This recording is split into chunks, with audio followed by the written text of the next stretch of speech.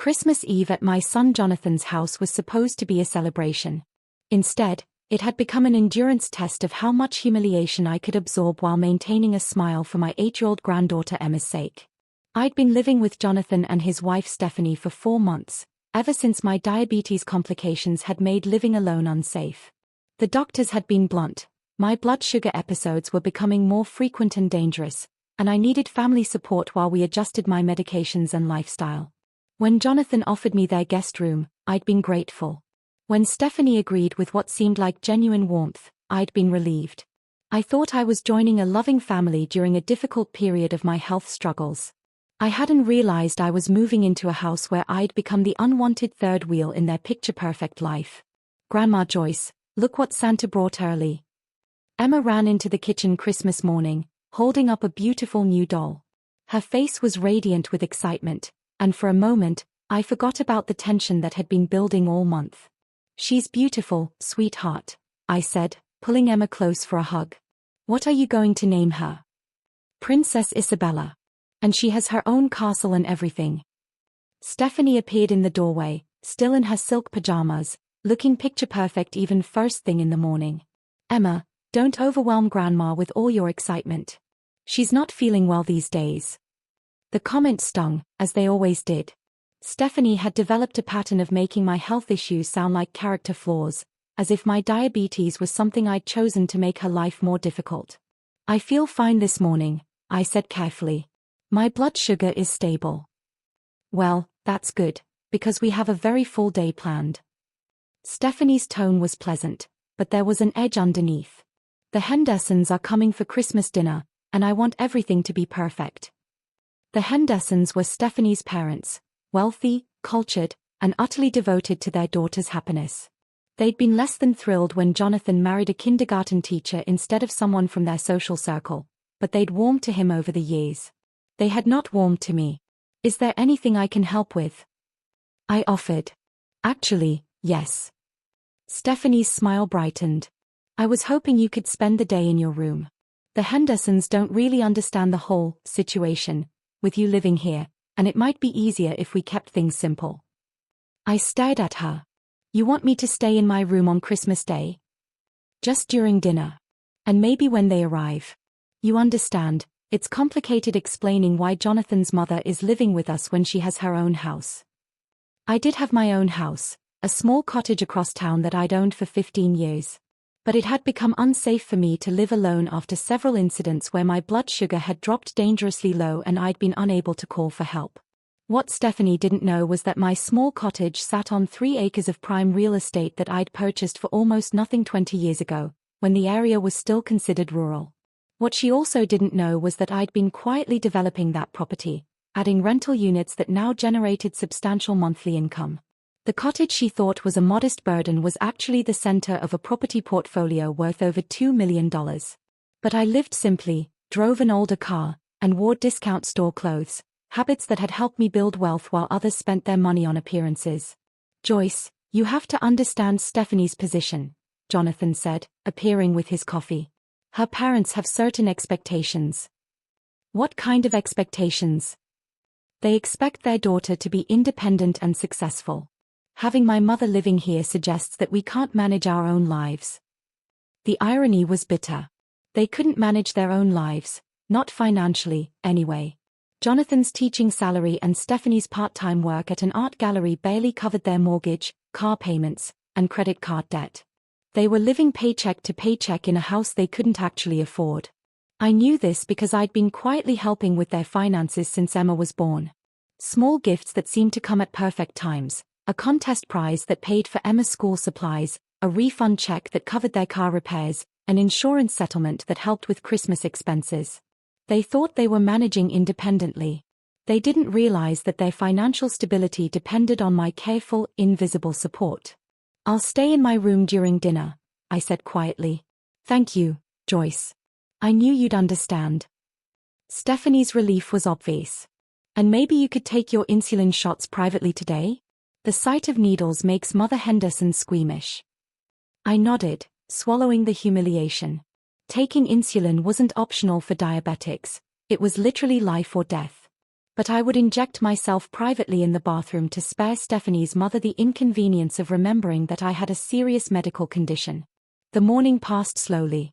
I helped Emma play with her new toys, staying in the background while Stephanie prepared for her parents' arrival. Jonathan busied himself with yard work, avoiding the tension that seemed to follow me through their house. At noon, the Hendersons arrived with their usual flourish. Richard Henderson drove a new Mercedes, and Patricia Henderson wore what looked like a designer coat worth more than most people's monthly salary. They embraced Stephanie warmly, shook hands politely with Jonathan, and nodded stiffly in my direction. "Joyce," Patricia said with forced pleasantness. "How nice to see you again." "Merry Christmas, Patricia." "Yes, well." She turned immediately to Stephanie. "Darling, the house looks absolutely perfect. You have such wonderful taste." I retreated to my room as promised, listening through the door as the family celebrated Christmas without me. I could hear Emma's laughter, the adults' conversation, the clinking of glasses as they toasted their good fortune. Around 3 p.m., someone knocked on my bedroom door. It was Emma, holding a plate of food. "Grandma, I brought you Christmas dinner." "That's very sweet of you, honey. Come sit with me." Emma climbed onto my bed, chattering about her new toys and the fancy dinner her mother had prepared. As she talked, I heard fragments of adult conversation from the dining room. Such a strain on the household. Difficult situation with nowhere else to go. Charity case that's become a burden. The words hit like physical blows. I was being discussed as a charity case, a burden, an unfortunate obligation that Jonathan and Stephanie were nobly bearing. "Grandma, why do you look sad?" Emma asked. "I'm not sad, sweetheart. I'm just thinking." "About what?" "About how much I love you and your daddy." It wasn't a lie. I did love them. But I was also thinking about how much longer I could endure being treated like an unwelcome guest in a house where I'd once felt wanted. The afternoons stretched endlessly. Occasionally, someone would knock to check if I needed anything, but the message was clear: stay invisible until the important guests leave. As evening approached, I heard the Hendersons preparing to depart. Patricia's voice carried clearly. "Stephanie, dear, you really shouldn't have to sacrifice your family time this way. There must be assisted living facilities that could handle Joyce's needs." "We've looked into it," Stephanie replied. "But they are so expensive, and Jonathan feels guilty about the idea." "Well, family obligations shouldn't come at the expense of your own family's well-being. You have Emma to think about." The implication was clear. I was threatening Emma's well-being by existing in their house. After the Hendersons left, I emerged from my room to find the family cleaning up from dinner. The dining room table was littered with the remnants of an elaborate meal I hadn't been invited to share. "How was dinner?" I asked. "Lovely," Stephanie said without looking at me. "Mother and father were very pleased." "Good. I'm glad it went well." "Joyce," Jonathan said hesitantly, "we need to talk about some things." "What kind of things?" Stephanie set down her dish towel and turned to face me. "About living arrangements. About what's best for everyone." "What do you mean?" "I mean that this situation isn't working for our family. Having you here is complicated." "Complicated how?" "You need constant medical monitoring. You require special meals. You take up space that we need for Emma's activities." Stephanie's voice was building momentum, as if she'd rehearsed this speech. "And frankly, it's affecting our marriage." Jonathan nodded reluctantly. "Mom, Stephanie and I need our privacy. We need to be able to focus on our own family without constantly worrying about your health crises." "I haven't had a health crisis in weeks. My blood sugar is well controlled." "But the potential is always there," Stephanie said. "And we can't live under that kind of stress." I looked between them, seeing the resolution in their faces. This wasn't a discussion, it was a notification. "What are you asking me to do?" "We think you should move back to your cottage," Jonathan said. "We can hire a visiting nurse to check on you daily. And if I have another emergency, you'll wear a medical alert device. You'll have professional support." "Professional support instead of family support." "Joyce, don't make this harder than it needs to be," Stephanie said. "We're not abandoning you. We're just establishing appropriate boundaries." I nodded slowly, understanding that the conversation was already over. They'd made their decision, probably weeks ago, and were simply informing me of it. When do you want me to leave? Well. Stephanie glanced at Jonathan. Soon would be good. After the holidays, maybe? We could help you pack this weekend. This weekend. So by New Year's. That would be ideal, yes. I went to bed that night thinking about boundaries, family obligations, and the difference between being wanted and being tolerated. I thought about the irony of being asked to leave a house I could have bought outright with the money in my savings account. But mostly, I thought about the conversation I would have with my property manager in the morning. The conversation that would change everything for Jonathan and Stephanie's comfortable, manageable life. Because what they didn't know, what they'd never bothered to learn, was that their mortgage wasn't held by a bank. It was held by me. For the past 3 years, I'd been their anonymous landlord, holding their mortgage through my property investment company. I'd purchased their loan when they were facing foreclosure, restructured it at below-market rates, and allowed them to stay in their dream house. They thought they were independent homeowners. They didn't realize they were my tenants. But they were about to learn the difference between charity and business, between family loyalty and financial reality.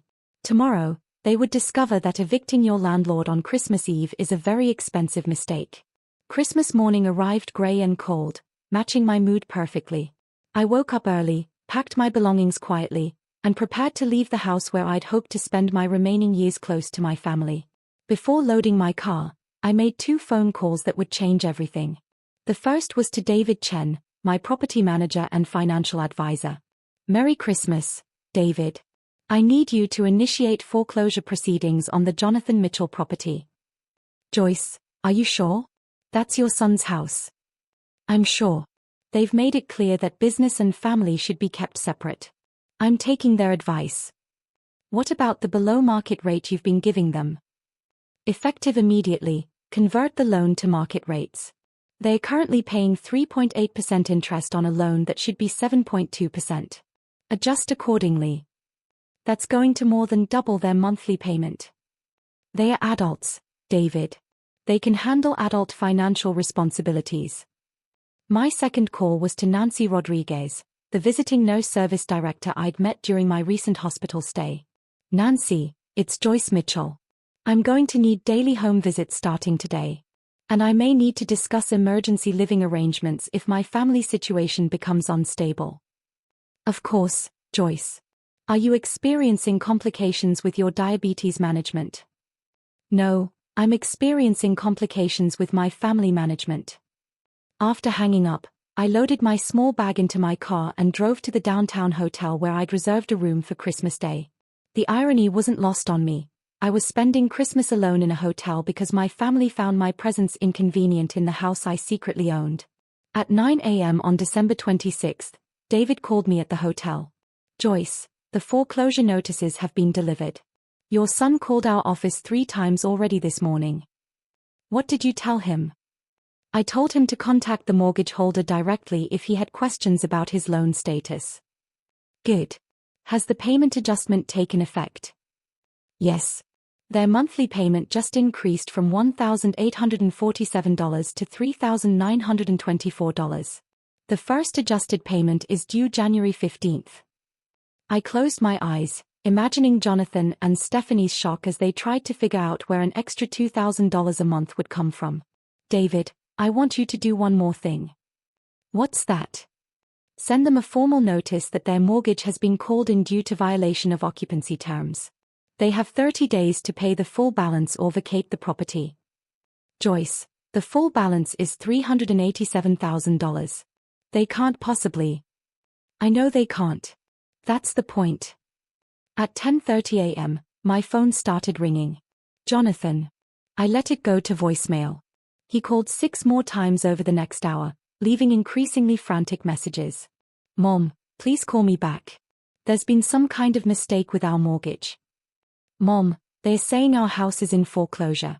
This has to be an error. Mom, where are you? We need to talk about what's happening. I didn't return the calls. Instead, I drove to my cottage, the modest burden that Stephanie thought represented my limited options, and waited. At 2 p.m., Jonathan's car pulled into my driveway. He looked haggard, desperate, and completely confused. Stephanie sat in the passenger seat, her face pale with shock. They knocked on my door like supplicants seeking audience with a queen. "Mom, thank God you're here. We need your help understanding something." "Come in," I said calmly. They followed me into my small living room, looking around with the patronizing sympathy they'd always shown for my simple lifestyle. They had no idea they were sitting in the headquarters of a multi-million-dollar property empire. "Mom, our mortgage company says our house is being foreclosed. They say the loan has been called in due to occupancy violations." "That sounds serious. But that's impossible. We've never missed a payment. We've been model borrowers for 3 years." "Have you?" Stephanie spoke up for the first time. "Joyce, this isn't the time for games. We need to understand what's happening. What's happening is that your mortgage holder has decided to exercise their legal right to call in the loan." "But why? What occupancy violations?" I pulled out the file David had prepared for me, containing all the documentation of their loan, payment history, and recent changes. According to this, the primary borrower misrepresented the household composition when applying for the loan modification 3 years ago. Jonathan stared at the papers. "I don't understand. When you were facing foreclosure in 2021, you applied for emergency loan modification. You stated that the household consisted of 2 adults and 1 child." "That's right.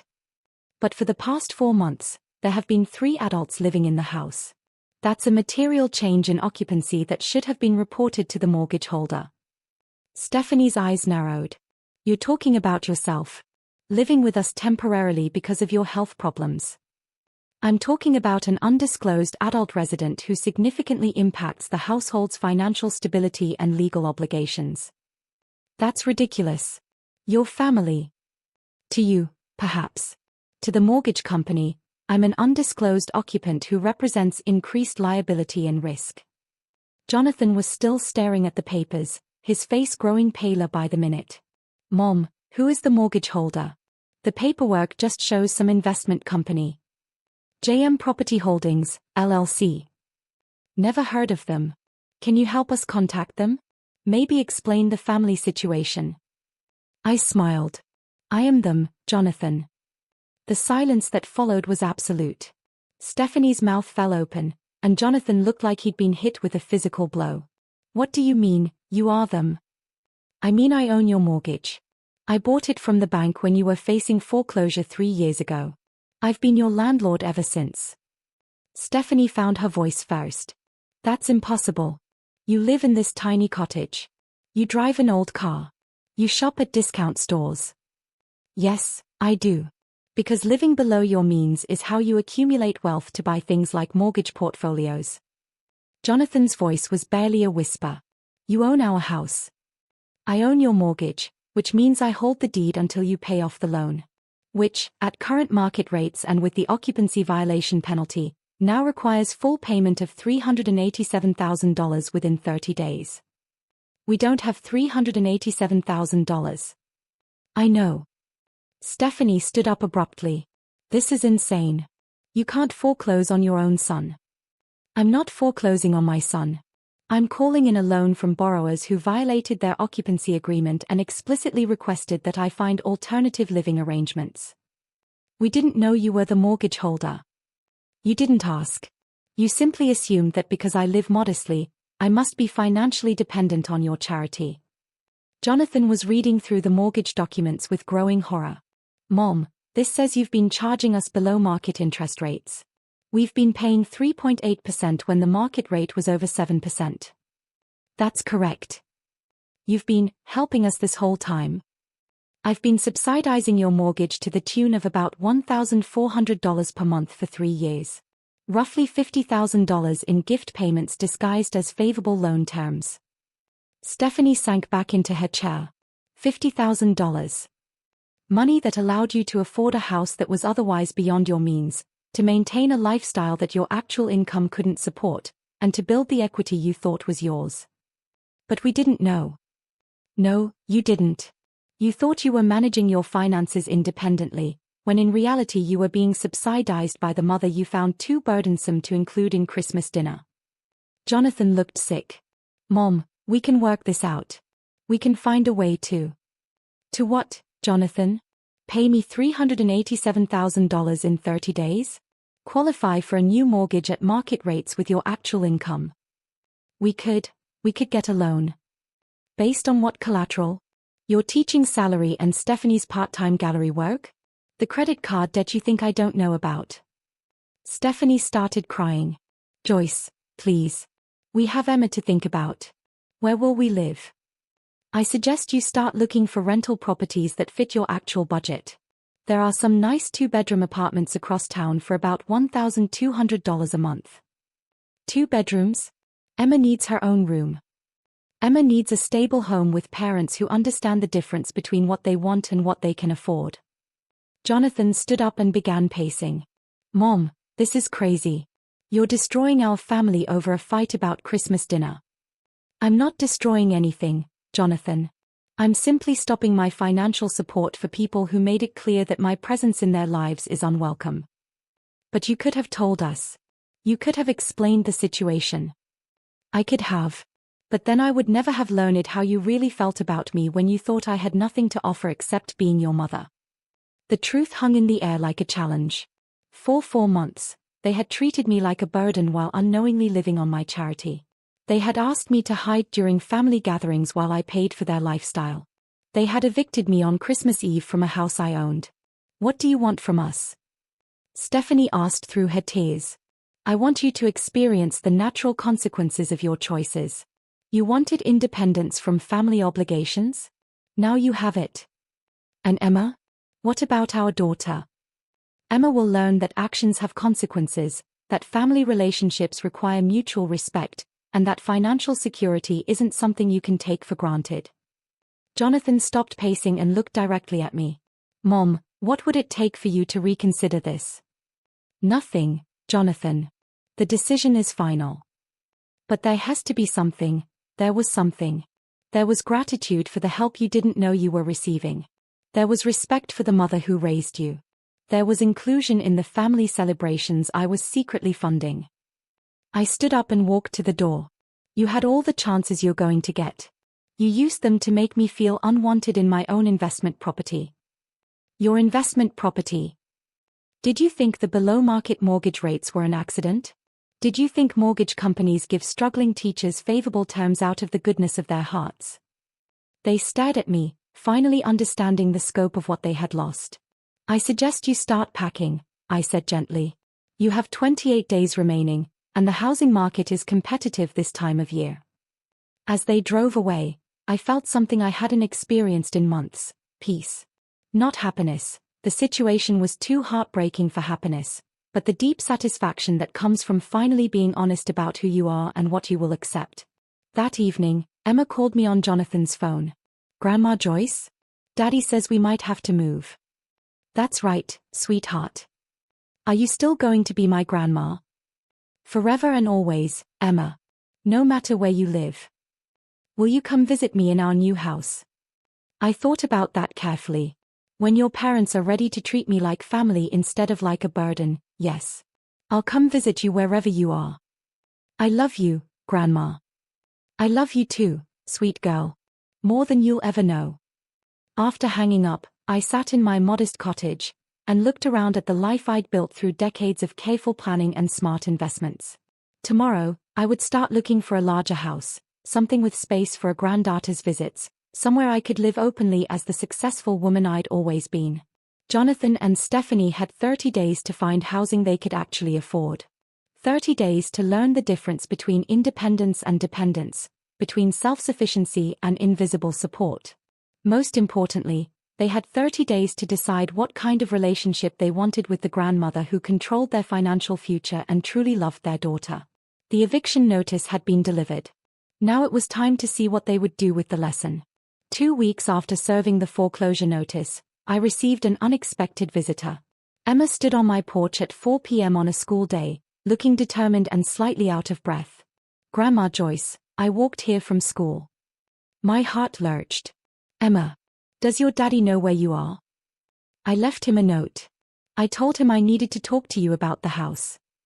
I brought her inside and immediately called Jonathan. His relief was audible when I told him Emma was safe with me. I'll be right there to pick her up. Actually, why don't you and Stephanie both come? I think it's time we had a family conversation. While we waited, Emma sat at my kitchen table with cookies and milk, looking more serious than any 8-year-old should. Grandma, Daddy, and Mommy keep arguing about money. And Mommy cries a lot. I'm sorry to hear that, sweetheart. They said you own our house. Is that true? I looked at this precious child, the innocent victim in an adult conflict she couldn't understand, and chose my words carefully. Yes, Emma. I've been helping your parents with their house payments for 3 years. Are you rich? I have enough money to take care of myself and help people I love. Then why do you live in this little house? Because I like little houses. They're easier to clean, and I don't need much space for just me. Emma nodded solemnly. Mommy said you don't want us to live in our house anymore. That's not exactly right, Emma. I want your parents to treat me like family instead of like a stranger. But you are family. Yes, I am. But sometimes adults forget that. When Jonathan and Stephanie arrived, they both looked exhausted. 2 weeks of house hunting had apparently shown them the reality of their financial situation. Emma, you can't just walk to Grandma's house without permission, Jonathan said, though his tone was more relieved than angry. I had to talk to her about fixing this mess, Emma replied with 8-year-old logic. Stephanie knelt down to Emma's level. Honey, this is grown-up business. Grandma and Daddy and I need to work it out. But you're not working it out. You're just arguing and crying and looking at houses we can't afford. Out of the mouths of babes. Emma, I said gently, why don't you go play in the backyard for a few minutes? The adults need to talk. After Emma went outside, we sat around my kitchen table, the same table where I'd eaten lonely meals while listening to my family celebrate without me. Mom, Jonathan began, we've been house hunting for 2 weeks. Do you know what we can actually afford on our combined income? Tell me. A 2-bedroom apartment in the worst part of town, or a trailer in a park with no decent schools. And how does that make you feel? Stephanie spoke up, her voice smaller than I'd ever heard it. It makes me feel like I've been living in a fantasy. Like I never understood what our life actually cost. What do you mean? I mean that for 3 years, I've been decorating a house we couldn't afford, throwing dinner parties we couldn't pay for, and acting like we were successful when we were actually being subsidized by someone we treated like charity. Jonathan nodded. Mom, I've been doing the math. If you've been saving us $1,400 a month for 3 years, that's over $50,000 you've given us. $50,400 to be exact.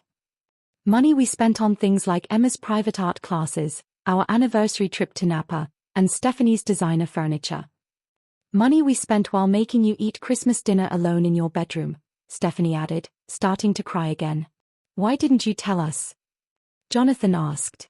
Why didn't you let us know you were helping? Because I wanted to see who you really were when you thought I had nothing to offer. I wanted to know if you loved me or just tolerated me. And what did you learn? I learned that you're both capable of incredible selfishness when you think there are no consequences for it. The words hit hard, but they were true. Stephanie flinched, and Jonathan looked down at his hands. I also learned, I continued, that you're both capable of growth when forced to confront reality. What do you mean? I mean that in 2 weeks of house hunting, you've learned more about your actual financial situation than you learned in 3 years of living beyond your means. Stephanie wiped her eyes. Joyce, what do we have to do to make this right? You can start by understanding what you're actually asking for. You're not asking me to forgive a simple misunderstanding.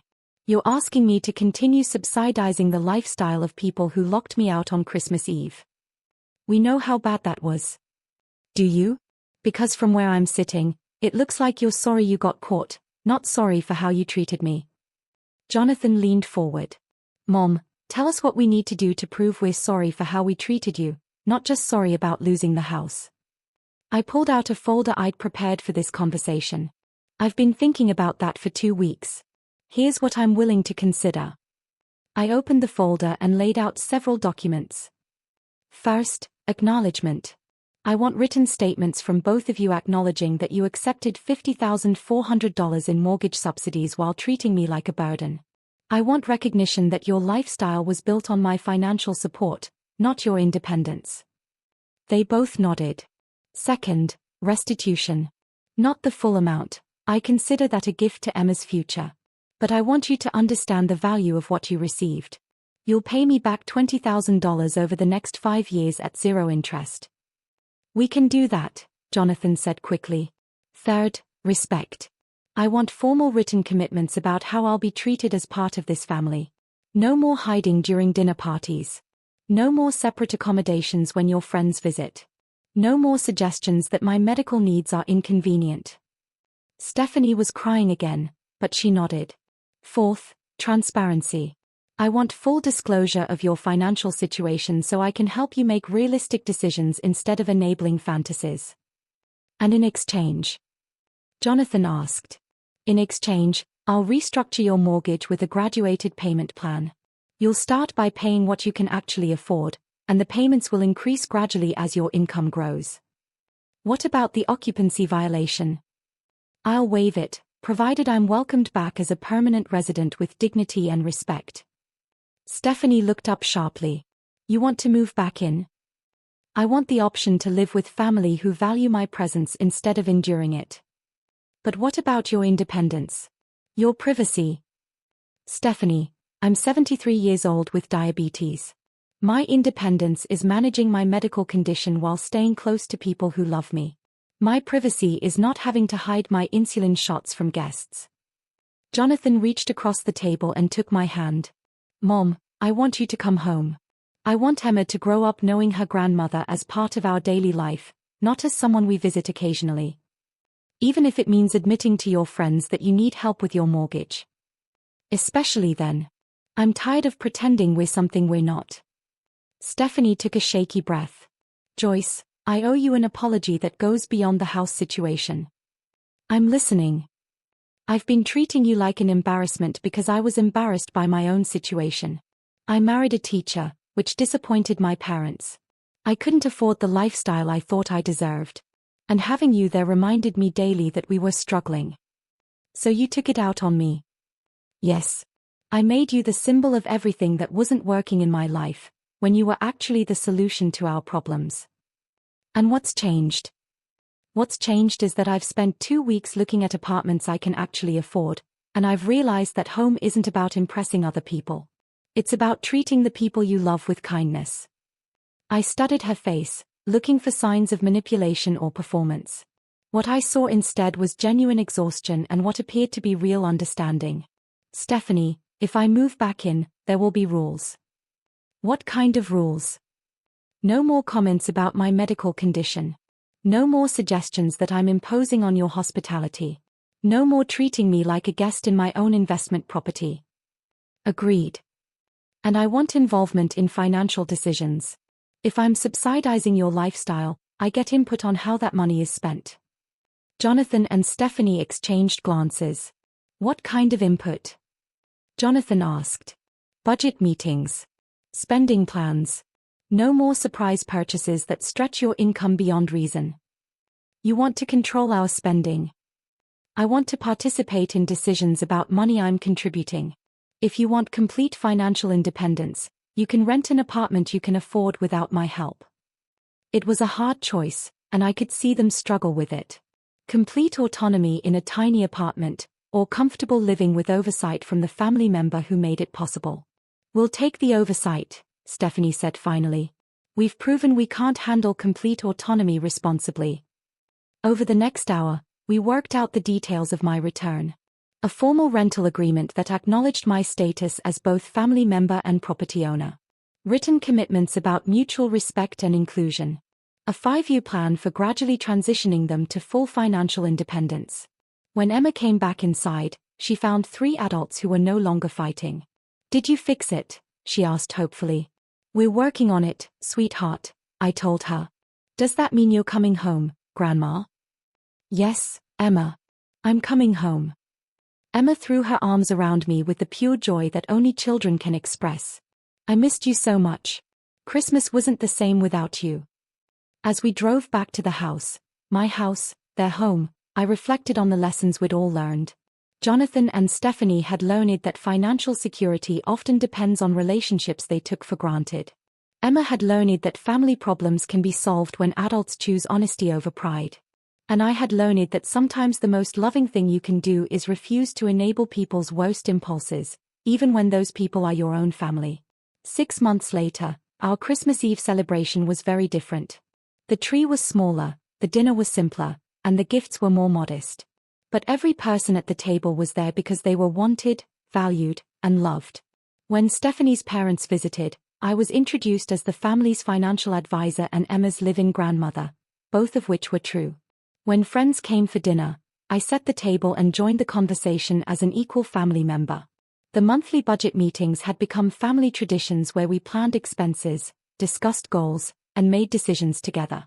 Stephanie had developed a genuine appreciation for living within their means, and Jonathan had started a side tutoring business to accelerate their path to financial independence. Most importantly, Emma was growing up in a home where honesty was valued over appearances, where family members treated each other with respect regardless of their financial contributions, and where love was demonstrated through actions rather than just words. On Christmas morning, as I watched Emma open her presents while sitting between her parents who had learned to value what they had instead of wanting what they couldn't afford, I thought about the year that had changed everything. The eviction notice had been delivered not just to their door, but to their understanding of what family really meant. They had lost their illusions about financial independence and gained something far more valuable: the knowledge that true security comes from relationships built on mutual respect and genuine appreciation. Jonathan had learned that accepting help gracefully is different from taking advantage of generosity. Stephanie had learned that impressing others is less important than honoring family. And Emma had learned that problems can be solved when people choose love over pride. As for me, I had learned that hiding your strength doesn't protect anyone, it just enables them to treat you as weak. I had learned that the most generous thing you can do sometimes is refuse to be taken for granted. And I had learned that Christmas Eve evictions, while painful, can lead to Christmas mornings filled with genuine gratitude and authentic joy. The house was still mine, legally speaking. But it had become our home in the truest sense, a place where every person was valued, where contributions were acknowledged, and where no one would ever again be locked out in the cold for being inconvenient to someone else's perfect picture. Sometimes the best gift you can give your family is the opportunity to learn who they really want to be. And sometimes the most expensive lesson is the one that teaches you the difference between charity and respect, between being tolerated and being treasured. The eviction notice had done its job perfectly. It had evicted their illusions and moved in the truth. And the truth, as it turned out, was a much better foundation for a family than any lie they'd been living.